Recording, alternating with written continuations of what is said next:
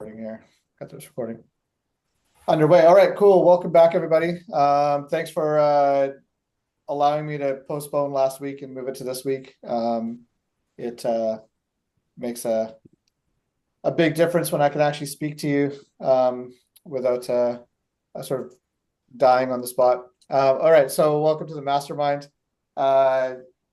We're going to go through, again, like I said, I renamed this to Entrepreneurs Mastermind instead of a Business Mastermind. I was just getting a bunch of weird requests around it. Just to go through some of the agreements again. This is how we roll. We're curious, we're respectful. We want to get to the point, be succinct, show up to each session, keep your video on. AI is fine if you're in the room as well. I had a couple of people messaged me earlier that they were in transit, so I said it was fine for them to have their AI in the room here. Okay, so we're going to have a couple of people kind of introduce themselves and kind of go through it this way. So yeah, Joe, why don't you kind of set it off here and introduce yourself. The way we like to do this is just say who you are, your business. What's a recent business win? What's a challenge or a most pressing challenge that you've got going on? And then you can put your contact in the chat as well. Okay, yeah, my name is Joe Meath. I met Edwin and Simone at the Falk conference in Florida a few weeks ago. I work in real estate and mortgage loan origination. I'm right here in Santa Monica in California. I kind of within our office, I mainly had the financing for our purchases and our refinances. I kind of work to get those closed. Recent win that I had was I actually we closed this file while we were at the in Florida. There was a file that we had that had been going on for a couple months. We just had to keep on pivoting because it was a tough file. There's a lot of different walls that we had to hit, but we eventually made it through. So, and that's what really matters. Yeah, nice. Most pressing challenge right now is I think right now it's just kind of like staying consistent with like marketing and then like just kind of getting out there like networking as much as I can because I'll network for like a like I'll go to a few but then I kind of fall off, so it's just more so just staying consistent on all of my habits. Yeah, great, man. Yeah, I think we hung out for a couple of days there during the conference. It was great. Well, we solved some case studies together. You're going to help us solve a case study today as well. Joe, Colin, why don't you step up here and tell us a little bit about yourself? Thanks, Yeah, Joe. sounds good. Nice to see everybody, and Simone especially. I haven't seen you in a long time. Glad you're doing well. My name's Colin Benish. I'm the manager of Earth Auction Funeral Home in Victoria, BC. Big success over the last year was joining RSR Family Holdings, which is a parent group of independent funeral home group that we joined with them last August. So that was a really big win, and getting everything transitioned and moved into their new systems and processes has been a great success. The biggest challenge also comes along that same line as staffing. My team went from 4 to 12, and they're extremely loyal to their old management. So trying to get them to accept me and to work with me as well has been by far one of the biggest challenges.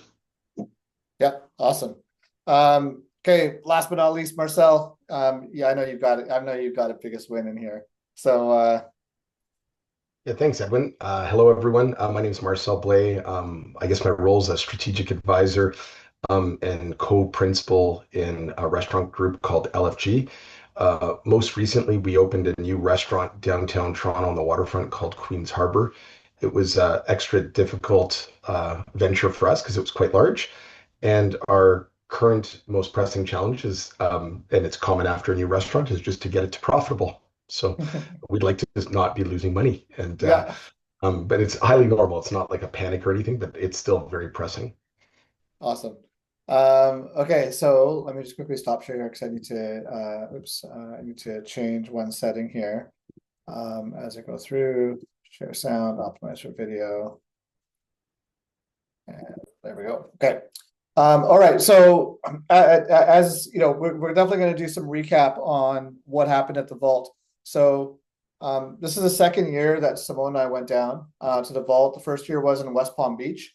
This year was in Orlando, and it was a fantastic experience. Ty was there as well, And I mean, it's just such an intense, compact event. And there's just a lot that happens there. I mean, PBD is on a whole other level when it comes to just like his ability to present and keep business concepts flowing.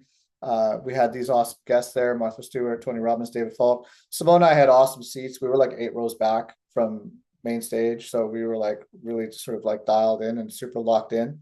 And so from that whole perspective, it was really, really cool. I'm going to go through my key takeaways from that event. So effectively, like, we spent 4.5 days in Orlando, hours, like one day went from 8 a.m. till 10:30 p.m. to and so I'm going to try to distill our experience for you guys to have a major takeaway.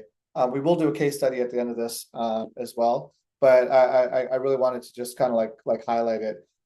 Just to get you into understanding what this experience was like. I'm going to share with you this recap video. I want to play.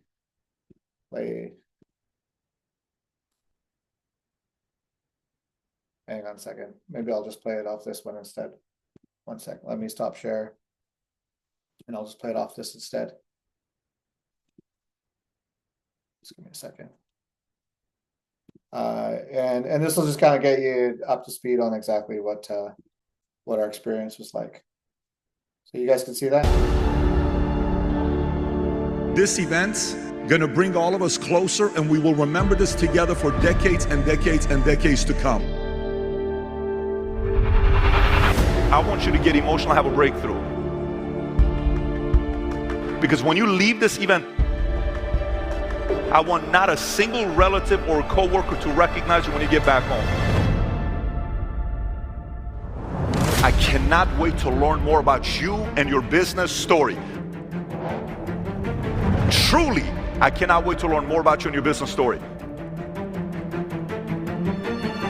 The amount of pressure CEOs and founders deal with, it's unbearable to the average person. You can criticize them, you can bash them, you can say whatever you want about CEOs. It takes a lot of pressure to choose to be a CEO and founder. I think sometimes we need to give more credit to what the CEOs and the founders do. This conference is all about what are your intentions. This is going to be a great show for me, and it starts tonight. You are the most important product in the world. You have been spending all your time together with you, seeing the stuff you've overcome. You've seen the fears, the humiliating losses, setbacks, divorce, family issues, bankruptcy, all the stuff you've dealt, and you're here. So do you fully want to meet the demands that your big dreams have? I don't know. You need to answer that question. If you expect everything to go right, good luck with business, it isn't for you. If you expect everything to be perfect, it ain't for you. Get out the ring. All of you at the end of the Falk conference, you're all leaving with your next 15 moves. I'm trying constantly to learn about what's coming. And it's more fun that way. It really is. Now, any one of you in the room who owns a company and thinks that the company name makes you successful, not the people who come to work every day, I think you have a distorted perspective. The way that we hire people, the way that we manage their performance, the way that we handle their coaching, it actually links back to how well we can grow and scale the companies. Know yourself first and the kind of things that will help you structure your day. The day doesn't get to happen to you. Make the structure happen to the day. Ladies and gentlemen, please welcome to the stage, Tony Robbins! You're trying to prove yourself. It's not so easy. You're figuring things out. But the one thing I know you have, or you wouldn't be here for 3 days, hunger. Hunger is the difference. The hunger to be more, to do more, to create more, to never give up, to push through, to be relentless, to produce the result. Stay in this mode. You're about to get lucky, and you're going to earn it. It's time! Okay, so yeah, it's going to be in Vegas, the 2026 one. I already got our tickets, so we're primed and ready to go. Yeah, so it was something else. I mean, we're going to go over what all of that and my key takeaways were from that event to share with you guys, because I care about you. You're all in my network, and we're gonna dive into exactly what that looks like. You saw a couple of cameos in there. Simone and I made the highlight reel, so that was pretty awesome. Yeah, so you know, a lot of that had to do with the fact that we were present, like front and center. So let's go back to this slide right here. Okay, so this was we're gonna start with Tony. I was like, what order should I go in? I'm gonna start with Tony Robbins. This is one of the quotes from what he said. Execution trumps knowledge. So there's Tony. That's a picture I took. We were like just as far back. That's a very small amount of zoom between where we were sitting and where he was. And this idea here, like, you're paid to think. So there's two like fantastic quotes straight out of the gate, right? You guys might have heard me think like, develop thinkers, don't develop followers. And this whole idea of execution trumps knowledge. I know a ton of leaders, owners, and I love learning mindset. You guys know me. I'm all about like take on information, learn, grow, et cetera, et cetera. At some point, you got to take what you learned and execute. I've got a model called learn, build, execute. And we'll test against where are you in that model against any particular process. Like, some people just get in this learning perpetual state. Some people are building without learning. That's a problem.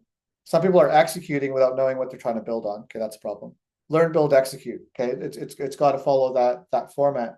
And so one of the big takeaways from Tony was this idea of execution trumps knowledge. So do you have a company that executes? I had a call with a guy down in Arizona. He's got a pool cleaning company, and he's like, Edwin, what's going on, et cetera, et cetera. We're having a good conversation. It was a discovery call for me. And in discovery calls, I'm always asking people, I'm like, good, you know, what's the size of your team? What are you doing, et cetera, et cetera. And this guy's like, yeah, man, you know, this is the size of our team. I hired the executives first, et cetera, et cetera. You know, we're currently in Arizona. We want to go into the Southwest even further. I've got locations in Texas and Florida. I'm like, okay, great. Like, how big are you and how big are you planning to scale? Because my goal is to do, basically go from our current subscription base to 50,000 subscriptions in 5 years.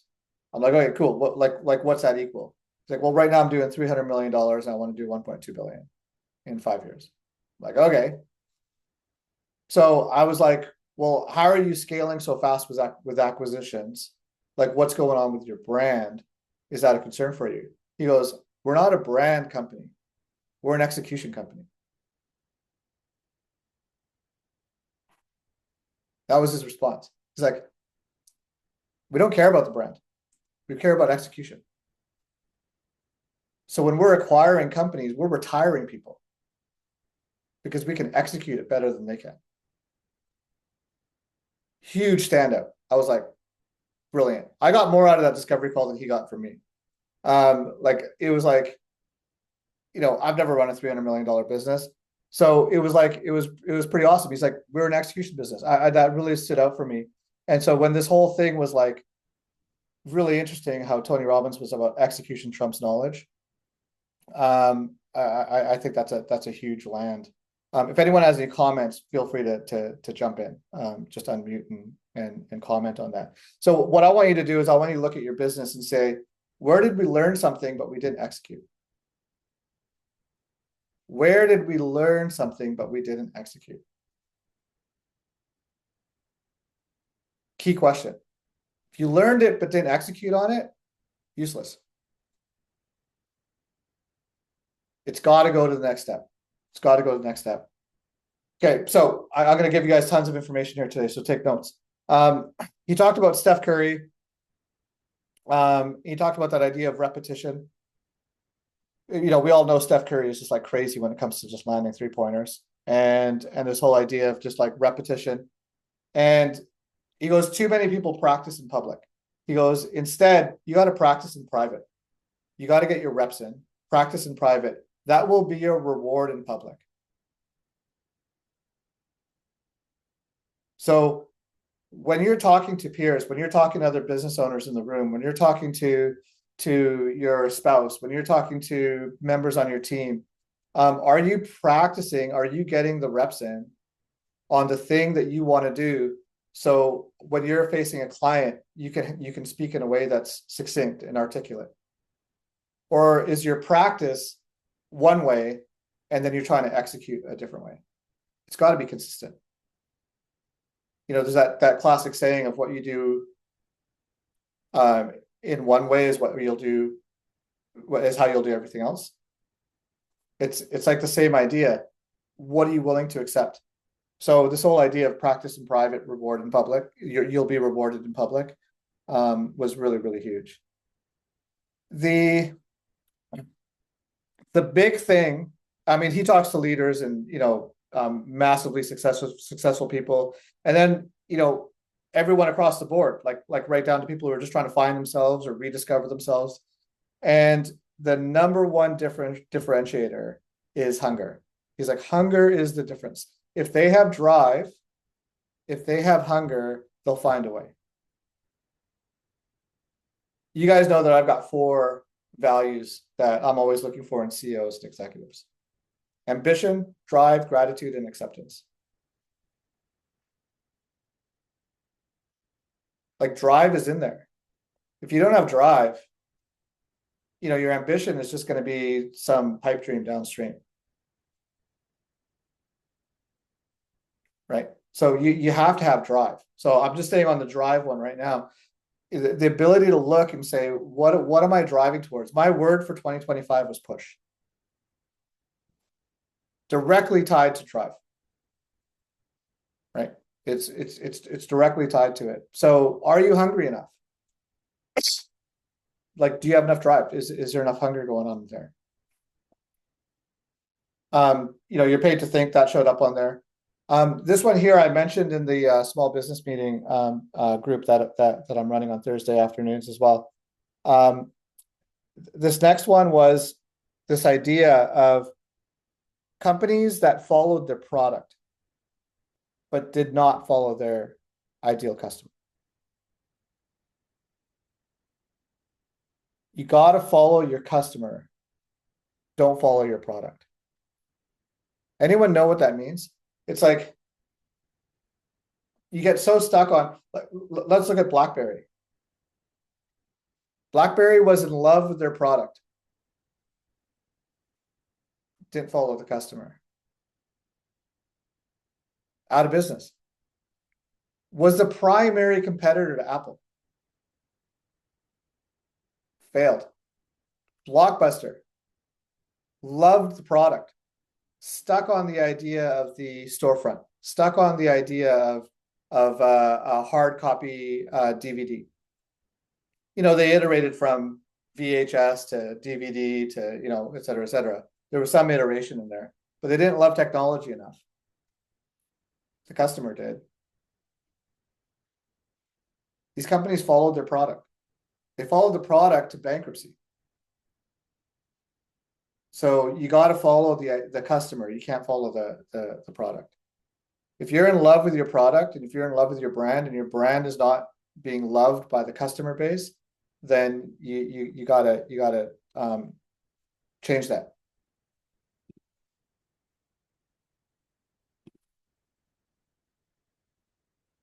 Anyone want to comment on that? I'll take a quick little break. in here just to get some feedback from you guys.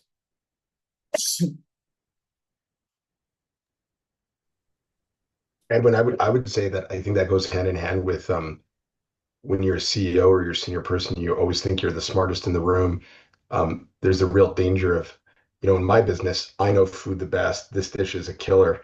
It doesn't really matter what I think. It matters what the market thinks. And the dish may be killer, but if it's too expensive, it's got the wrong name, whatever, I have to listen to the market because they won't come and shout you've got the wrong name or the name scares me, but they order and you have to listen to the market, to their actions. And so, I think it goes hand in hand with that other piece because same thing, if you're not listening to your advisors or the people that are at the front lines with your customer, it's really dangerous. 100%. 100%. I remember very clearly having an argument with an owner once, and they wanted to put a hot dog on the menu. I'm like, why? Like, I love them. Like, our customer doesn't love them. Like, they were adamant. Simone was in that meeting. She's like she remembers. I was almost gonna laugh and fall in my chair. It was such a crazy conversation. And it's like, man, you're so in love with the product. There was a person I did a very, really small engagement with. They just want to get a little bit of insight into a new revenue stream. Okay, great. While I'm looking at this new revenue stream for them, I'm like, what's up with your brand? Like, oh, I love it. I'm like, who's your ideal customer? They're like, I'm going for this type of person, this type of person. I'm like, your brand does not speak to those customers. I'm like, so you're looking for a revenue funnel. They're like, yeah, but I did so much work on my brand. Really? Yeah. Who chose the color? It's my favorite color. It's your favorite color. Yeah. It's like, man, you're following your product. You're following your brand. You're not following the customer. So this idea of being able to follow the customers is absolutely massive. And so he kind of segued into this idea Tony Robbins did on Walt Disney. And he's like, this guy had a vision. And I think it was Walt's brother or whatever. And like Walt Disney never got to see Disney World formed, right? He saw Disneyland form, but he never got to really see Disney like Disney World form, which was his big dream. And someone said, hey, this is really, really sad that Walt never got to see this. And his brother said, what are you talking about? Like, well, I mean, here it is, and Walt's gone. He's like, no. Walt already saw it. That's why it's here right now. So with your business, can you see it? Can you see it so clear that if something happened to you, it would still exist? Someone else could carry the vision. It's a really important question. So I thought that was really, really fantastic. Okay, so then you talked about leadership, right? He kind of goes into a leadership role here as well. So he talked about leadership. What's the number one trait for a leader? I talk about leadership all the time as well. Why don't you guys type it in the chat? Everyone type in the chat what you think the number one trait is for a leader.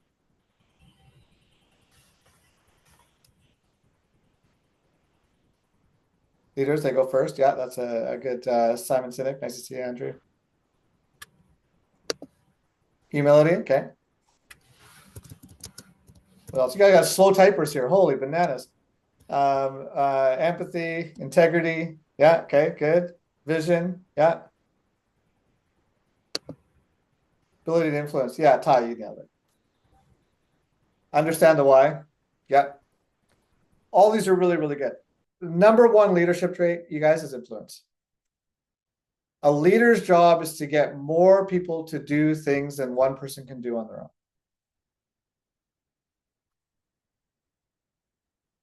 That's it. If you had to distill it down, the number one leadership trait is influence. Now, this is not manipulation. I had a client ask me a couple of years back. I still remember this because I did a quick little reel on it. They said, when is it that you take your superpower of being able to figure out what people want and then getting them to do the thing that you want them to do? When does that turn into like a negative trait? Like where you're kind of like it's not being held very well. And I said, it depends who it's for. You got to ask, who's this for? If it's for you, it's wrong. If it's for them, it's good. So if you're influencing people so that the customer has a better experience, great. If you're influencing your team so that they can execute, great. If you're influencing your team, so if you're just influencing people so that you don't have to do as much work, or like whatever else happens to be, and you're doing it so it's manipulative, and they're being influenced by and being manipulated by stuff, then it's for the wrong reason. So whenever you're influencing, you got to be thinking about this idea of like, am I influencing for the right reason? Is it for the betterment? Am I improving people's condition? Every single one of us is in a business that improves someone's condition. Every single one. There's not a person in this room that is not here to try to improve the condition of some state in the world, regardless of the sector. And so are you influencing your team to improve the condition that is the promise of the product and the service that you provide? Number one trait for leadership, influence. So can you get better at it? Hopefully. Okay, final thing from Tony. I'll write this one down because you got to kind of have to see it. Most people start here. Strategy. The example he gave was someone tries to lose weight. Anyone know what the success rate is for weight loss industry? Success rate. Anyone know what it is? 10%? Less than 20%? It's like 4%. It's like 4 or 5%. So, okay, here's a massive billion-dollar industry, like billions of dollars in the healthcare industry and the weight loss industry. And they have a 5% success rate? It's crazy. Okay. Why? That whole business is built off of the idea that it's a strategy. You do this and it'll work. Never works. They give you the strategy. People buy the strategy. Strategy fails. They go back to their old ways. People who have heart attacks, their doctors are like, you guys need to change your habit or you will have another heart attack. They have triple, quadruple bypass surgery. They go back, they don't change their habit. Someone's having insulin resistance. They start to get the signs of type 2 diabetes. They go see their doctor. Like, you know what? You got to change this. Here's the strategy. This is what you got to do. You got to eat like this. You got to exercise like this. Doesn't change. People start with strategy. Big mistake. Why? Because they have a story and a belief in their head around what is and what isn't true. This is an internalized story. So you're like, okay, well, let's reframe the story. Okay, this good place. Before you go to strategy, you got to reframe your story. But before the story is your state. How are you? How do you show up? What's your energy that you're bringing into the room? Do you guys think I just showed up and clicked on the Zoom call today? Like very last minute, like, here I am, just going to show up, Zoom call? No. Reviewed my notes, got into a head state, tried to understand exactly, what the energy should be. How often are you doing that? Are you changing your state prior to moving through your belief structure and your strategy? Can you change your state? If you're going into a big negotiation, set your state. This is all Tony Robbins. Set your state. How do you need to show up? What are my beliefs about this negotiation? What are my beliefs about what's going to happen? What are the iterations I need to have happen? Then you work your strategy. So someone who wants to lose weight, they got to change their state of mind. Then they got to change their belief system. Now you give them the strategy, it'll work. So this was a sort of like some of the key things. And then against all of this, when we're talking about execution, you got to fight against complexity.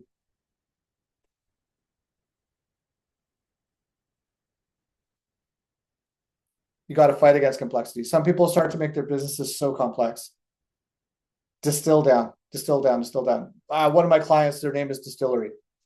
The reason why Matt called the company Distillery is because the whole idea was, how do we distill down the super complicated thing into the most streamlined version possible? So can you fight against complexity? There you go. There's Tony Robbins. Okay, quick takeaways on the Tony Robbins piece. What's something that stood out for you on that one? Just unmute. Yeah, go ahead. We actually have we have a poster in our office. It's right over there. You guys can't see it, but it's right over there. Of our core values, and our second core value is to simplify, which is basically when you kind of get too deep in the weeds, then you're not going to be really able to see the forest for the trees. So you just gotta take every complex situation and just trim it down to its most basic components, so that way you're able to communicate that message, and then also other people could actually pick up on it. Huge. Amazing. Great ethos, core value. Fantastic. Really, really good. Andrew, you and I talked about this months ago, especially over the last year, was how do you just clean this up and keep it tight? Yeah. And sometimes you got to add complexity, but it's got to fulfill a better outcome on the other side. There's a lot of times when I'm in meetings and I ask the person, sorry, what's the core issue? Any one of you who've worked with me know that I ask this question. So I'll be like, sorry, what's actually the core issue here? And they're like, because of this and this, and I'm like, hang on. What are you actually saying the issue is? It's kind of like this, but this, and it's just man, it's this ball of yarn. What are you talking about? What's the core issue? You got to be able to simplify it. If you can simplify it down to the most key components, you'll be way better. All right, let's go to this rad lady. Simone, you were stoked when Martha came out. I asked Martha, what's the big difference between you and everybody else? She was pretty humble about a lot of what she said, but she very simply stated these words. She said, well, I can get done what I set out to do. What an awesome statement. So can you get done what you set out to do? That's huge. Can you get done what you set out to do? I think a key concept behind this is trying to figure out what it is that you're trying to do. It's a prerequisite. I need to know what I'm trying to do, and then I can go get towards actually getting it done. So there's Martha. This is us. I took this picture here as well. She considers herself the OG first influencer. I think we would probably mostly agree with that. I can get out what I set out to do. Now, there was a massive issue with the sound engineering when Martha was on stage. There was some issues of audio throughout the event. They used a new AV company, and on stage, they're trying to solve the problem. Martha Stewart is on stage. This lady gets paid hundreds of thousands of dollars an hour, right? And they can't hear her. She can't hear the questions that are going back and forth between her and Patrick Bet-David. She's like, I can't hear you.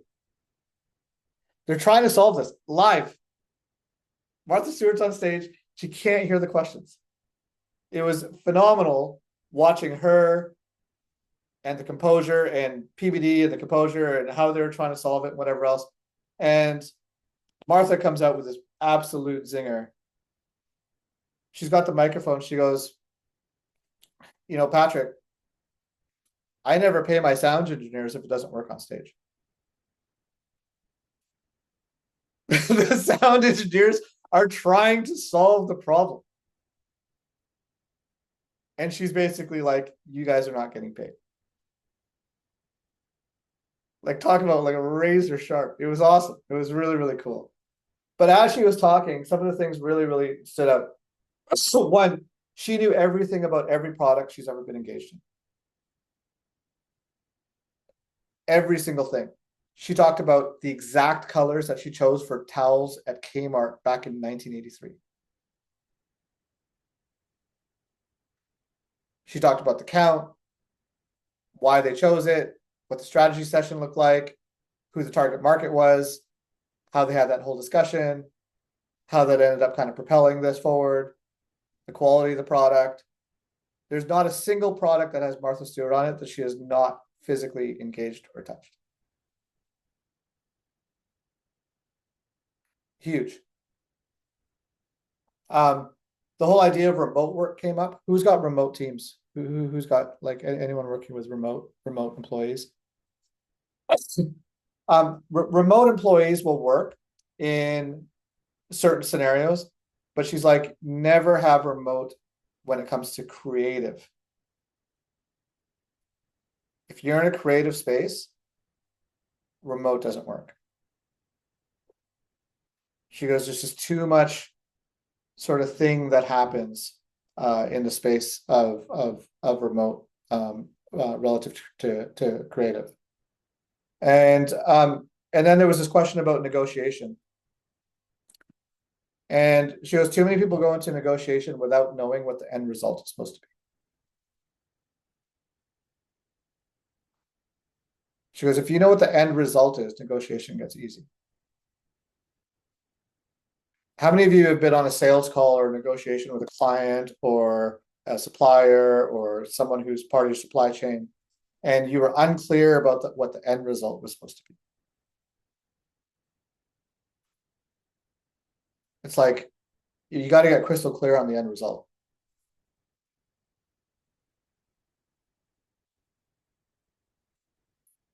So in negotiations, start with understanding with your start and your walk away. Right. Like what's the walk away condition? Is what Sorry, you're talking just about? the three, start, likely, and walk away. I totally agree with what you were saying. I was just reinforcing it that when I adopted just writing those three things down before every negotiation, my negotiations improved exponentially. In my private life, Can you expand on it just a little bit? yeah, absolutely. So, people go, well, I want the best deal. I go, what is that? Well, just talk about buying a house. Well, it's listed for 5. Don't care what it's listed for. What's your starting offer? I'm going to go below list. Okay, what number? I'm going to go 450. Okay, what's likely? Well, consulting with my real estate agents, likely it's going to be 475. What's your walkway? We'll see. Well, you're not prepared. If it's 476, are you prepared to walk?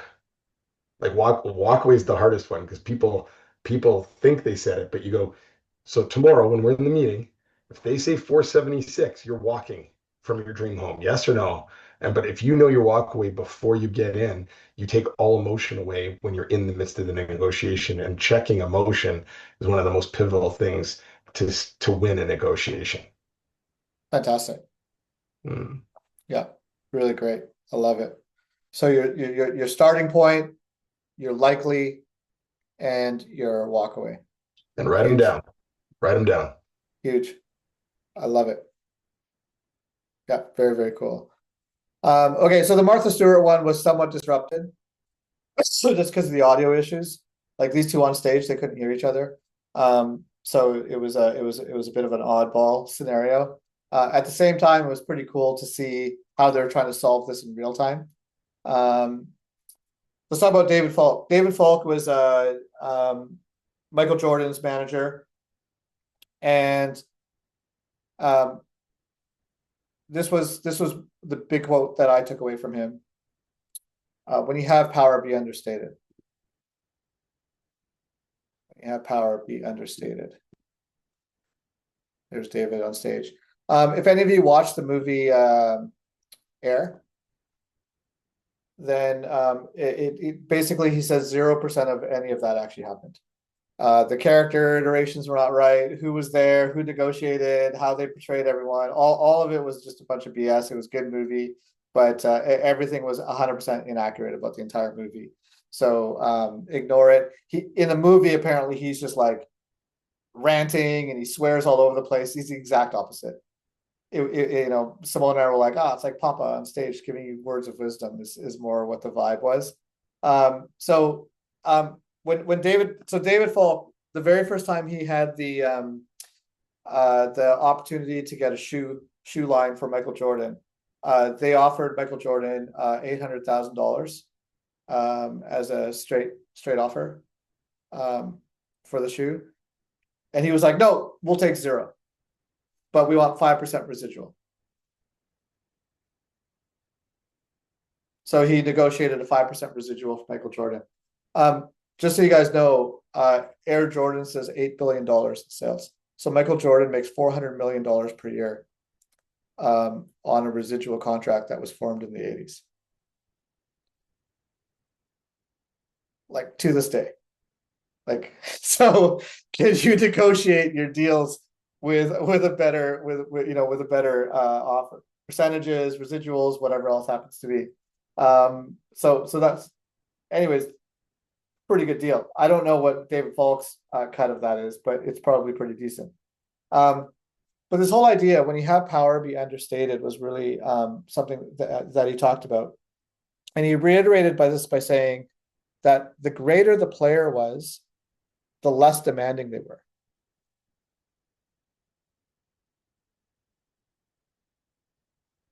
Like they were loyal and they knew that they had the authority.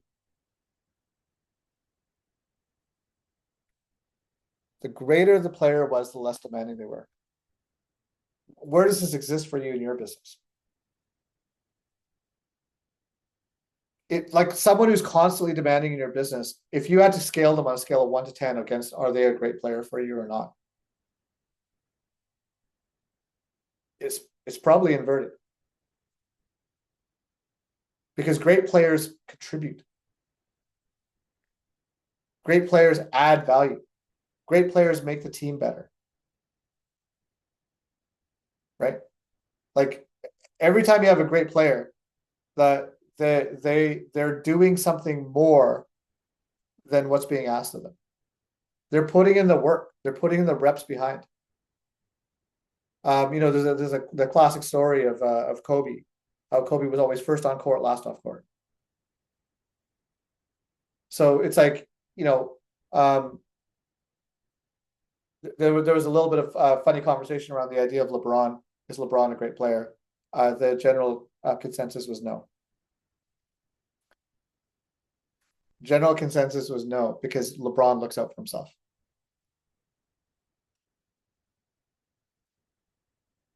So I thought that was fantastic. The greater the player was, the less demanding they were. He also said about Michael Jordan, he said he would play the same way as $1 for $1 million.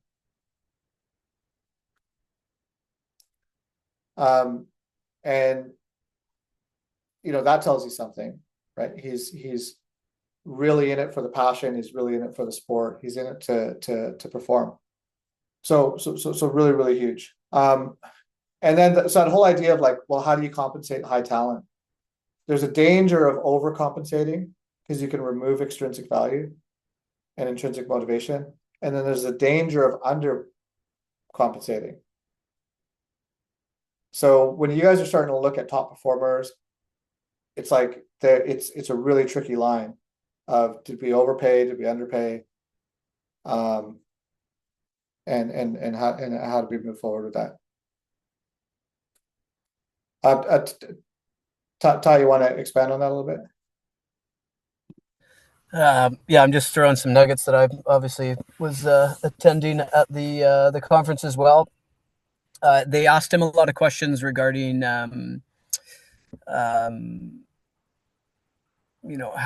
he grew his business, and really, I think looking at that industry, he took over a huge market share with the high performing athletes, and so a lot of it was like, how did you do that? Like, how did you negotiate?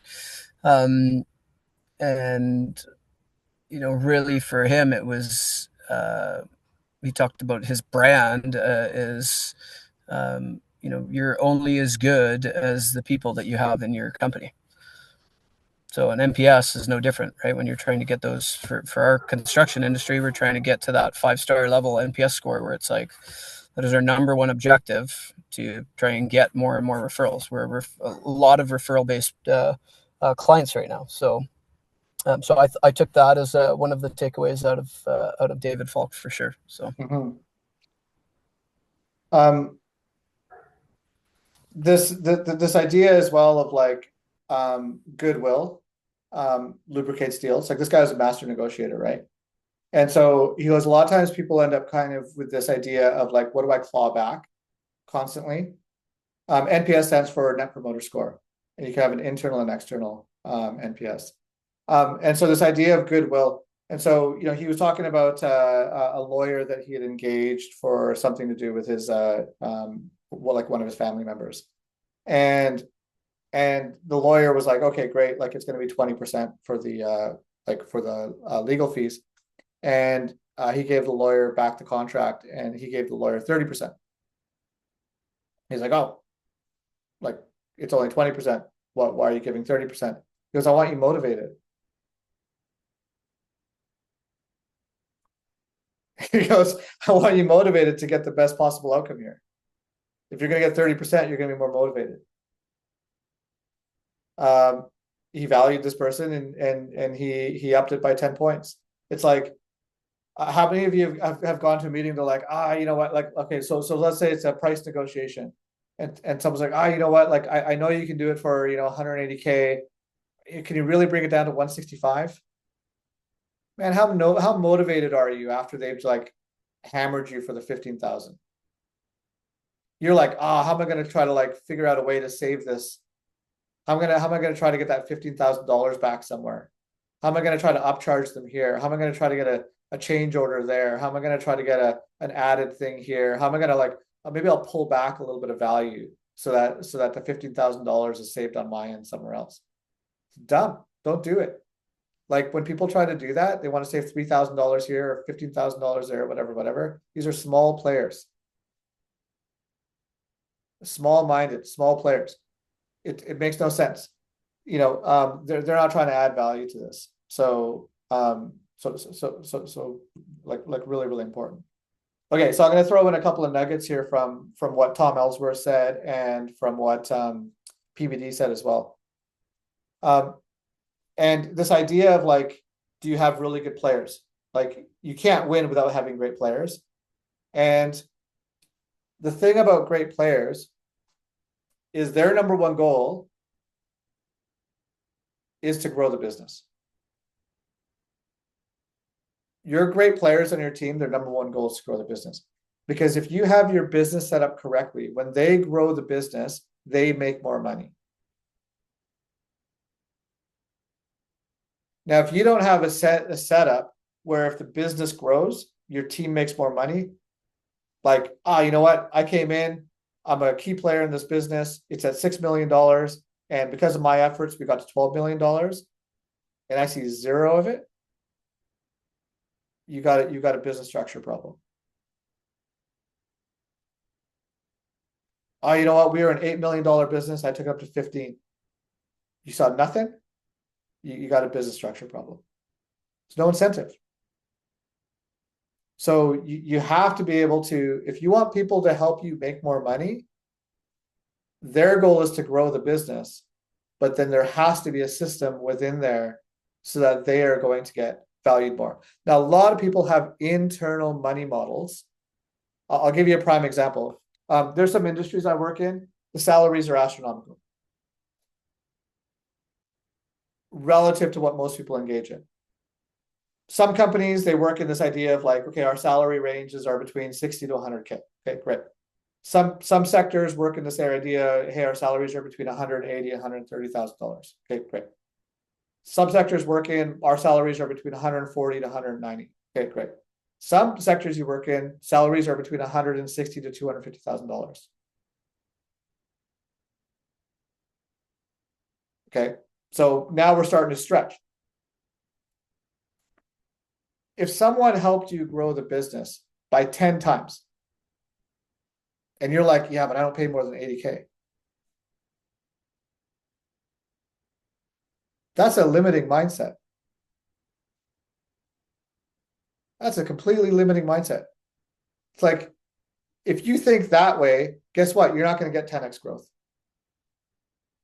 It's never going to happen because you're always going to find ways to pump the brakes because you don't want someone to go over your internal model of, I don't pay more than 140.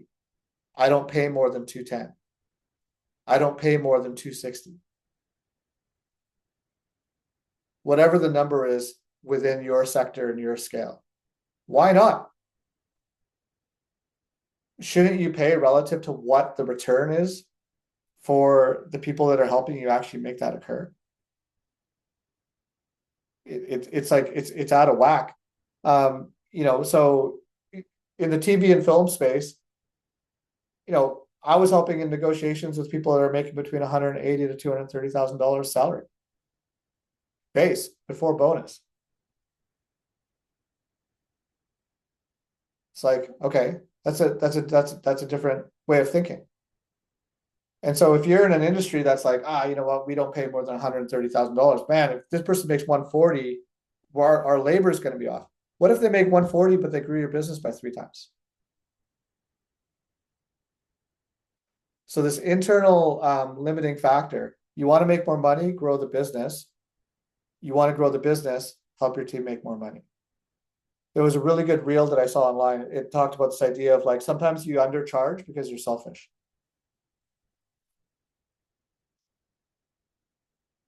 It's like, you're not thinking big enough. You're not thinking about how many other people you can impact and value and grow because you're not thinking big enough. It's like, no, I want to make millionaires out of my team. What would you need to do to make that happen? I want to make comfortable beyond baseline standard of living wages for my team. What would you need to do to make that possible? So you got to get rid of these limiting beliefs that occur inside. Okay, so that's kind of the high level key takeaways. We're going to get into a case study after this, but let's have a little bit of an open discussion on some of the things that I just brought up. So I actually saw this live in action in my last company that I worked for. A couple of different things you touched on. So we worked split desk recruiting, and for anyone who's not familiar, that means you have an account team that focuses on clients, then you have a recruiting team that fills the business. So that's your delivery side. And any time that an account executive would negotiate a lower fee, they had to fight way harder to get the recruiter to work the business at the same level that they worked the higher fees, because the reality is you're going to get paid the most for the higher client fee. So why wouldn't you prioritize that business? So on the account side, if you couldn't hold the value or explain to the client, hey, I can lower my price here, but keep in mind, this is what's going to be the result of that, then they didn't get as good of service. And if you weren't mitigating the risk on the upfront, you had problems on the back end. So that was one thing. But the other thing that you said about, like if somebody contributes to your business growth, making sure they're compensated for it, the worst thing that the company I used to work for ever did in a tough economy was cut their sales people's commission. Because all of a sudden you had people that were motivated, that had put the company on their back through COVID, through all kinds of things, ridden the storms. All of a sudden they were making less on the same level of work, and they were less incentivized to go out and find more business in an even harder economy. And so like I've seen that happen. They're in a really hard spot because of those decisions. They lost a lot of their top producers because of those decisions. So yeah, I just want to say I've seen this happen in real life in a company and seen the negative ramifications of these decisions. Yeah, amazing. Yeah, really, really great share. Who else wants to talk about something that stood out in the discussion points here that we were in? I'd like to say this. This idea of this is fantastic, Ashley, too. Thank you for sharing that. That's huge. I love this conversation because the way that what happened recently is trying to get an efficiency and a motivation going. And I realized that the people that we have in our team are so awesome that it's already inside them. And so I'm just trying to figure out, okay, what can we do with the business to motivate these people? So I realized it's inside them already. So like giving them like some really attainable goals. Like you're saying, like a commission or whatever it is. So we're just setting like a job that has 20 hours we sell on it, they're going to get paid 18 no matter what they do. And it just was amazing they were coming up with solutions for us, and they're getting paid like 70 hours a week. It's like, and I'm making money because they're being more efficient at the job they're doing. I was like, it's hard to believe that they're making more money and then we're all making it anyway. Yeah. So yeah, I love this conversation. It's so great. Andrew, to riff off of what you're saying, I had a longtime mentor of mine who used to watch me when I was early in my career motivating teams. And he's like, you think you're a good motivator, don't you? And I said, yeah. And he's like, you're going with high energy, lots of compliments, and you think you're responsible for motivating them. And I said, yeah, absolutely. If not that, what am I responsible for? He said, you're dead wrong. The motivation's within them or it's not. You could be the best at what you think motivates them, but you can't motivate someone who doesn't internally have that within them. All you can do as a leader is create an environment where that natural motivation rises up or it gets squashed. And so to your point, I think this conversation's awesome because that's what you're talking about, Edwin, is creating an environment that doesn't accidentally squash the motivation. It actually allows it to flourish and come out. And so I think it's a brilliant nuance that most leaders, including myself, miss. Mm-hmm. Yeah, 100%. I love that. There was a restaurant group that this is late 90s, early 2000s. As an individual server, you couldn't make $400 in more than $400 in tips. So if you made $650, $250 was cut off the top. Dumbest rule on the planet. It's like a ridiculous thing, right? Now some people are like, oh my God, right? Like in the early 2000s, people were making $400 in tips. Yeah, 100%. I know, it's like, but it was this whole idea of creating these false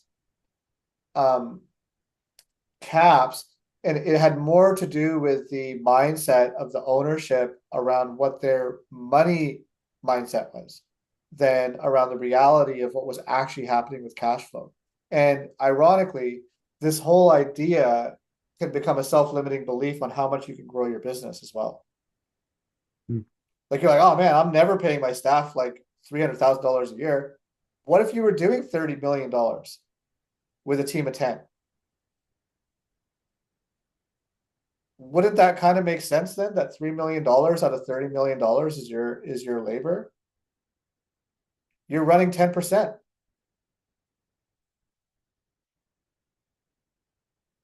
It's like, oh yeah, no, but the number, it's like, fuck the number. The number's relative.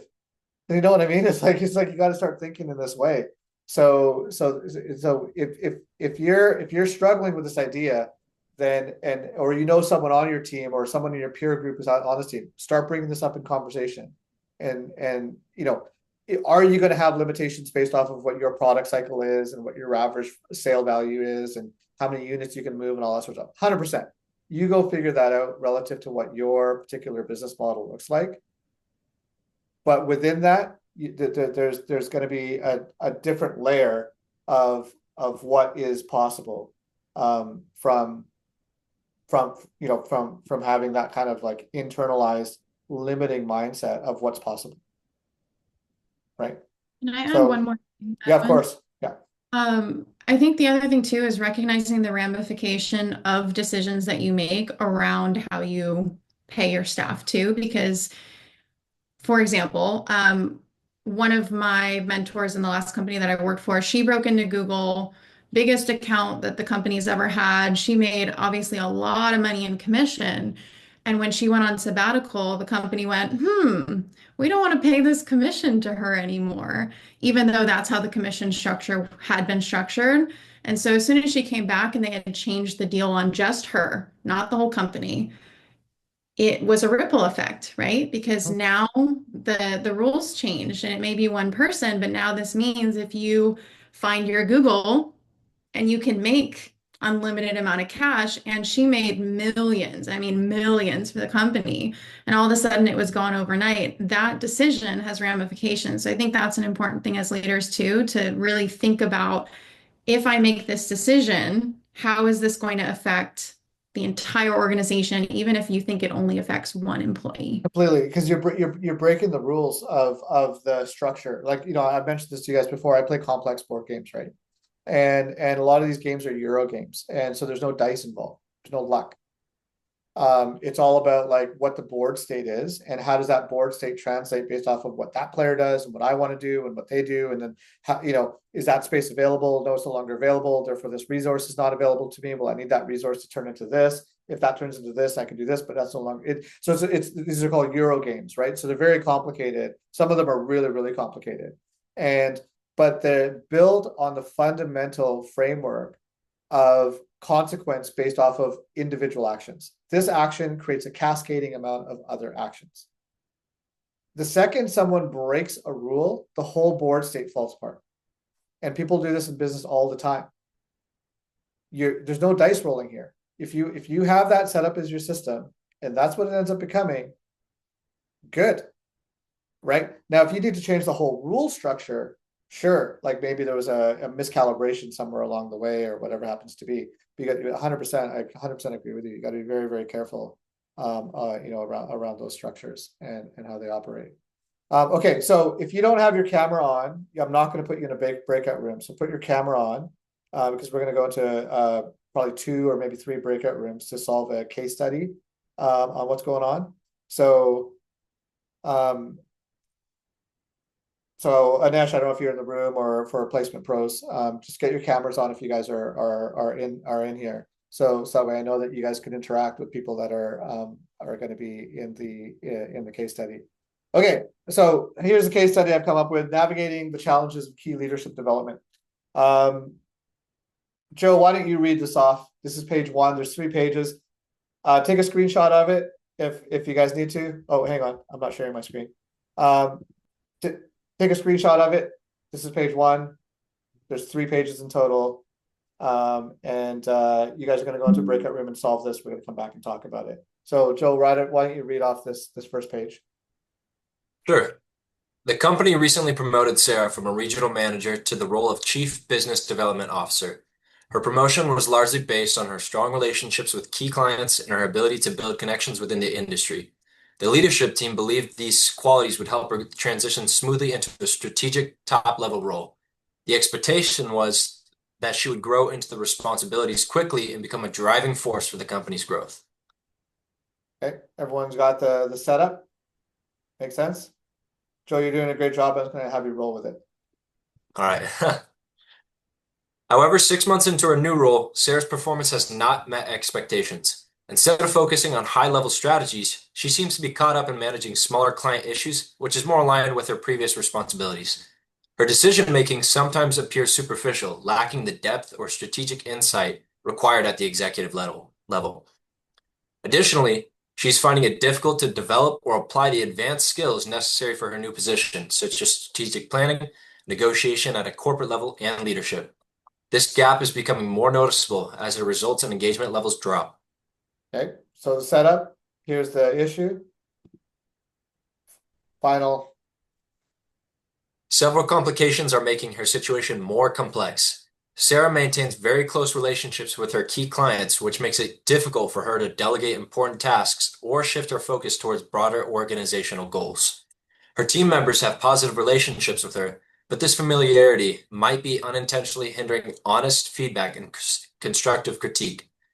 Moreover, instead of facing her challenges directly, she tends to blame external factors like market conditions or her team when her performance is questioned. Her focus on the wrong priorities and her defensive attitude may hinder her growth and could even impact team morale or organizational progress. What steps do you take as the CEO to address Sarah in her new role? Okay, so that's the setup, you guys. You guys are going to go in and try to figure out, what do we do with Sarah? How do we solve the main problems that are going on here. Okay. So remember, the original objective was to get her to a strategic top level role and become a driving force for business development. Okay. To just summarize, some of the issues is that she's caught up in smaller client issues. Her decision making is superficial. She's not using strategic insight at the executive level, and it's not sure whether she has the skills as a strategic planner, negotiator, or corporate level leadership. And engagement levels becoming an issue. Okay, so you got to figure out what the plan is here to solve the Sarah problem. Okay, so I'm going to create I think 3 breakout rooms, and I'm just going to do my assignment here. Let's go here, here, and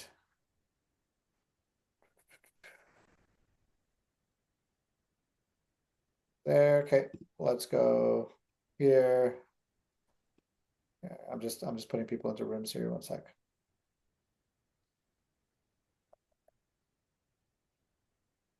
And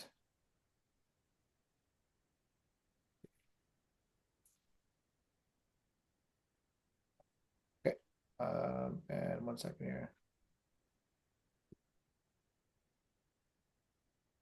Okay, there we go. All those rooms should be open. Pop in there. You guys have about 6 or 7 minutes to discuss.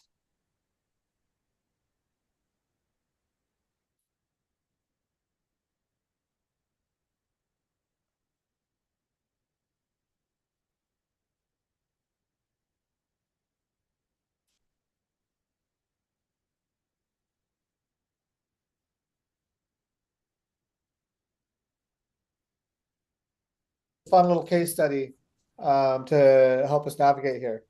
So well, let's get one person from each of the breakout rooms to tell us, as the CEO, how do you address this problem? So who wants to step up to bat first? I nominate Marcel. Okay. Marcel, you're up, mate. Marcel, you've been Ashley, you're the worst. I was literally typing saying I nominate Ashley. She beat me to it. That's funny. You don't cut off, so I figured you can finish your thought for us, you know? I would say that the hallmark of our group I thought was really great is that they looked inward first. And so almost all we ran out of time, but almost all our dialogue was about did we actually set this person up for success? Key topics that came up were what got them to be excellent in their current role might not be the same thing that gets them excellent in their other role. Setting clear expectations. Is there a feedback loop so that they actually know how well they're doing? So I think where we intimated we were going was that, or inferred that we were going rather, is that we'd meet with a person with the goal of discovery. And so it would have to be a safe discovery environment where they were welcome to discover, and we were, as leaders, try to help them figure out what they were doing well, like green flags, what they weren't. And then we as leaders were also probing and trying to discover what did we do well in terms of setting you up for success, and then create an action plan from there. So that's as far as we got, unfortunately, due to time. Okay. Yep. Good. Nice. Yeah. I mean, what I like about what you said was this idea that you looked internally first. Did we actually set them up for success, or did we just take someone who was succeeding in one role and assume that plopping them into a new role was just going to magically take place? I see this all the time. And the reason why I chose this case study, when I was writing this up, is because I know majority of you guys in the room are growing your teams where people are moving positions. People are having org chart shifts in live timing across almost every single person that I talk to in business. And so I try to make it relevant to this. So the takeaway for you from what I'm hearing is look inward first and figure out what did we do to not set this person up for success. Yeah, huge. Anyone else from Marcel's group that want to add to a little bit of context? I think that Marcel did a fantastic job at articulating what we were thinking. I think the only thing that I'll add based on what you just said, Ed, is ultimately if we're the CEO in this scenario, we have to take the accountability, right? So we have to look at how do we set our leaders up for success at every stage and make sure that we have that execution plan for their success so that we can continue to grow and thrive as an organization and duplicate well. Yep. I was Fantastic. just about to say exactly the same and duplicate well from that point. Now you've learned that this has been a problem with your actions. Let's make sure that that doesn't happen again. And then everybody going forward should be leading towards success. Fantastic. Well done. Good job. Good job, team. It's us. That's what we're gonna call you guys. It's me, not you. Okay. Fantastic. Who's gonna ambassador the next group? Joseph, please. Joseph. Yes, please. I think Chris loves your reading voice, Joe. Yeah, I mean, I actually think I think Tyler could have done a pretty good job on this too. He had some really good thoughts. But I think what we were kind of talking about is more so just like kind of laying out like clear expectations for her in her new role, because just taking someone from one position and then just kind of thrusting them immediately into another without any guidance can be like, kind of a little bit of a shock. So we kind of discussed that, as well as like implementing like 360 review, like transparent review from like all people around her, so that way she can kind of focus on like what she has to really improve on. Okay, good. So using some of the information and feedback from the team as far as what they're seeing is so a little bit more of a democratic collective input on that person's performance. Is that a fair summary of that? Yes, I think to add to that, we, similar to the last group, the initial assessment, like no different than what you just said, like the 4 characteristics of a great CEO. Was there anything at an early stage assessment that outlined what are the strong suits that we're looking for in her current role? Does that transfer over to this new role? Was it clearly outlined with roles and responsibilities, how that handover was done, or was it, there's lots of different information, but if it wasn't, because it sounds like she's reverting back to her old role. So 100%. was it clearly outlined what her top priorities are and her roles and responsibilities in this new role?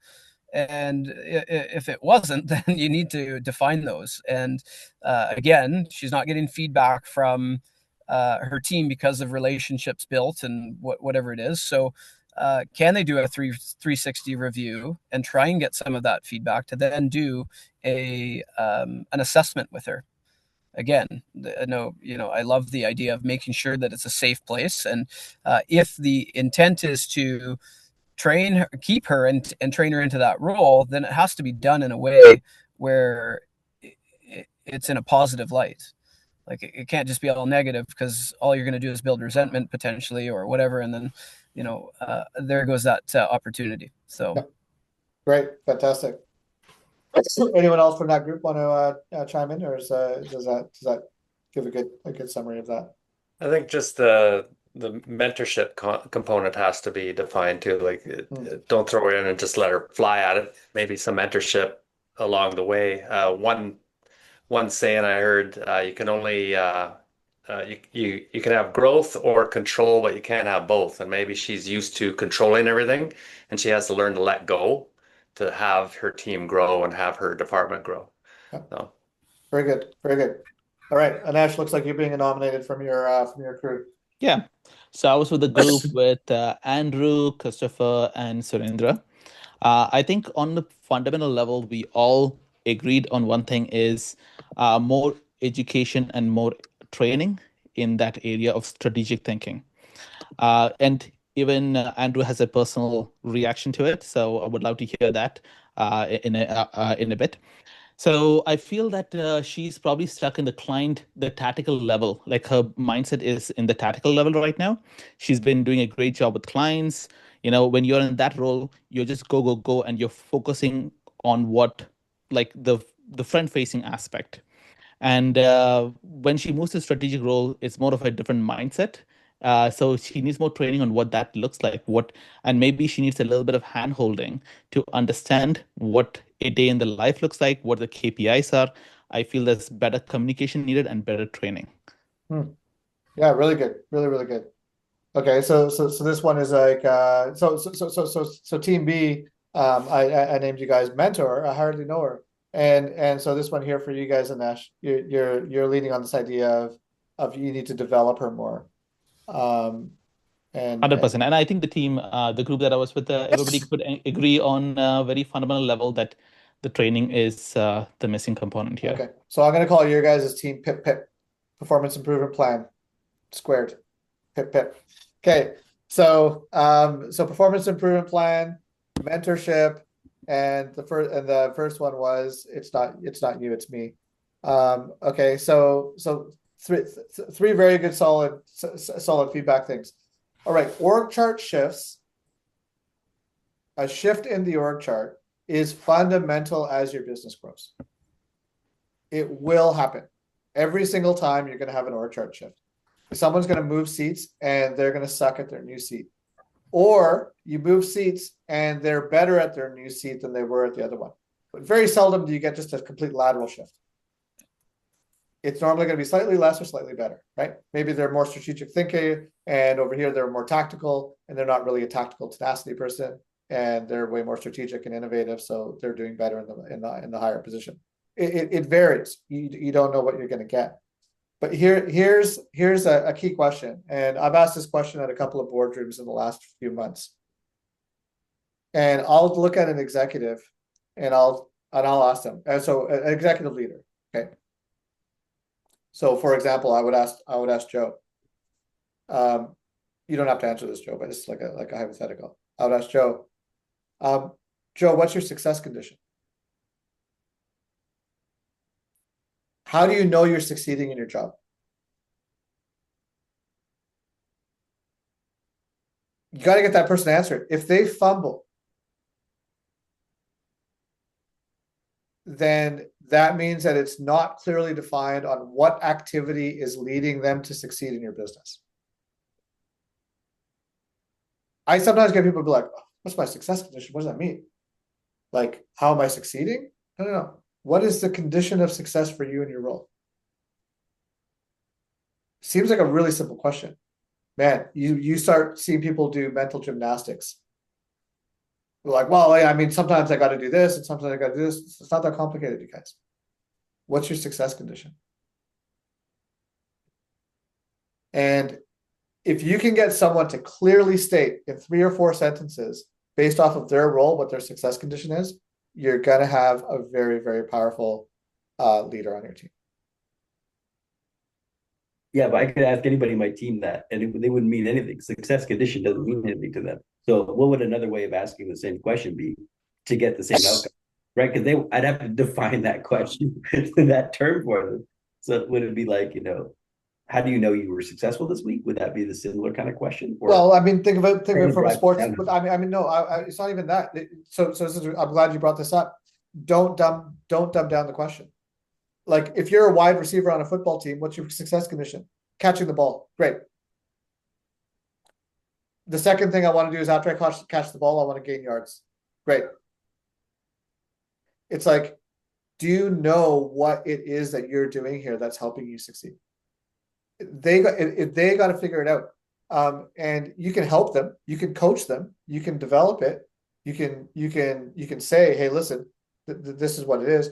But if there's a misalignment between what you as the executive and owner think the success condition is and what they think it is, you got to get that thing locked up together.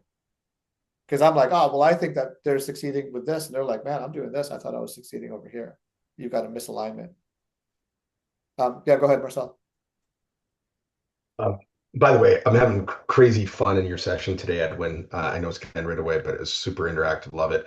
In the spirit of that, I wanted to actually offer something up that's completely on the other side of the spectrum and maybe not very popular, but you were just hinting towards it when you said they got to figure it out.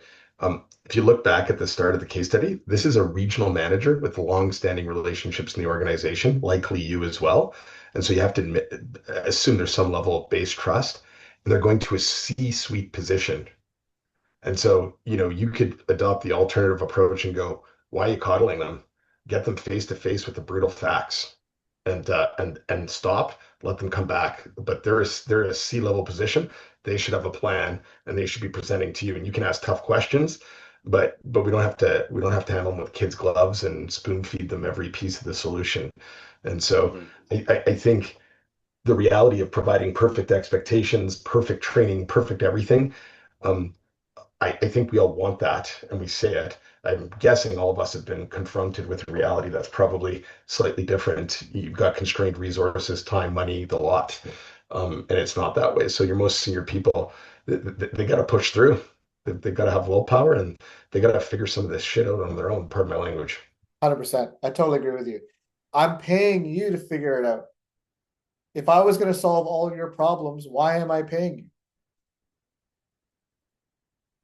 I mean, it doesn't make any sense, right? Now I can support 100%, but if I just need to step in, solve your entire role, and then step out, that's a problem. So I 100% on board with you on that, Marcel. We're 100% in alignment. Okay, so we'll do a quick closing takeaway. The next session is October 24th. It's not the last Friday, so it's actually like in 2 weeks. The reason being is because I don't want to do it on Halloween. You guys have stuff going on and whatever else. So the next session is actually going to be October 24th for the next one. Okay, what are some key takeaways, guys? Let's roll through it. Chris, key takeaway for you today across the whole session.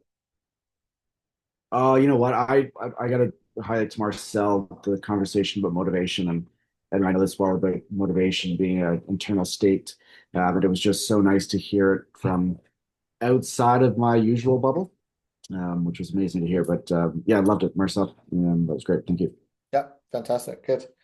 Anesh, takeaway.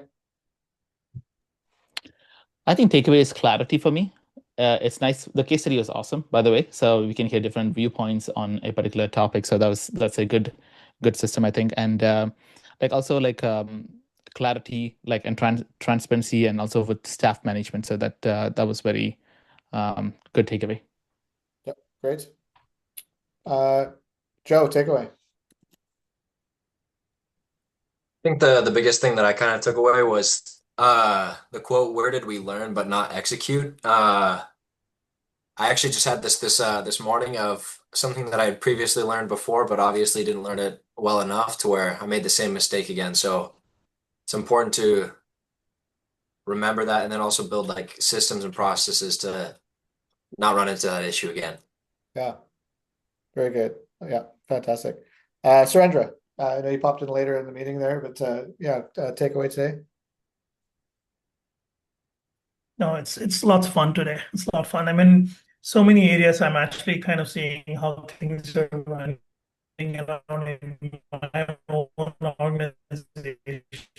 Sometimes when I have somebody give more responsibilities, I think you're breaking up a little bit. Understanding whether she can handle it or not, or based on her previous experience or previous performance, I'm just giving them the role. But again, I think. Oh, can you? Yeah. No, I think you're breaking up there. Yeah. We'll have to come back to you. Sorry, can you hear me? Your connection is super broken. I think we missed half of kind of half of it there. Who else wants to share? Andrew? Yeah, it's awesome to see everybody. My big takeaway is number one, how amazing, like the very first thing that Chris started off sharing in our little breakout, like I was just so impressed. Chris starts as like blowing your mind, right? Great stuff, brilliant, in-depth, wise, concise, awesome things. And then going around the room, it just continued. I was just so impressed by the depth of professionals and brilliant minds in the room. I think that's my big takeaway. Yeah, kids. Awesome, man. It's always great to see everybody. So yeah. Yeah, nice. Awesome. Okay, yeah, we're slightly over, but let's just get everyone's really quick takeaway here. Ashley, I think we'll hit everybody. One, super excited for Vault 2026. But biggest takeaway is actually my same takeaway from when I forget what it's called because it's new, but your business coaching for under 5 million. Yeah. Is the follow the customer, not the product. Just based on where I'm at in my company tenure and whatnot, it's just a great reminder and just to continue to go, okay, like, am I truly following the product or am I truly following the customer and the feedback that I'm getting? Yeah, fantastic. Monty? Execution. Fight against the complexity. Yeah. I gotta focus it a bit. Nice. Big time. Ty? I think we're an execution business. That whole scenario there, just really just the strategic thinking, everything that Tony threw out there is, outthink, outplan, outsell. There's just it's too much to go on with. And yeah, get your tickets for the Vault 2026. It's going to be unreal. Yeah. I'm going to have an affiliate ticket link coming in. So if you want to buy your tickets through me, you can do that. Monty? I already gave it to you. Oh, Execution. yeah, good. Marcel. Goodwill lubricates deals. Really good reminder for me. Yeah. I can be a little too hard-nosed for too long sometimes, and that's a good reminder. Yeah, good. And Simone? Pay the people to help you grow your business. Yeah, 100%. Okay, solid, you guys. So we'll see you in a couple of weeks. Again, just a quick reminder, I've got that Thursday afternoons at 4:00, small business sub $5 million group. That's at 4 p.m. Pacific time over Zoom. There's the leadership psychology, which is 9 a.m. on Thursdays. So Thursdays has 2 coaching sessions in it. 9 a.m. on Thursdays, leadership psychology, Thursday afternoon. Those are every week. And then there's the Mastermind, which is normally once a month. This time it's twice a month just because I had to postpone last week. So we'll see you guys on the 24th for sure on the next one. The Mastermind group, I'm just opening up. So please invite people. I want more thinkers. I want more people in this group. So there's the fee structure. I'm removing the fee structure completely from the Mastermind group. The other ones obviously have fee structures to them. But this Mastermind group, I just want to grow it. I want a bunch of really freaking awesome people in the room. And so definitely invite people that you think are going to get value out of these engagements, these interactions, grow our network, grow our thinking, and grow our businesses. Right on. We'll see you guys later. I will upload this as per usual. And Happy Friday. Link it afterwards. Ciao, guys. Thank you. Ben. Bye.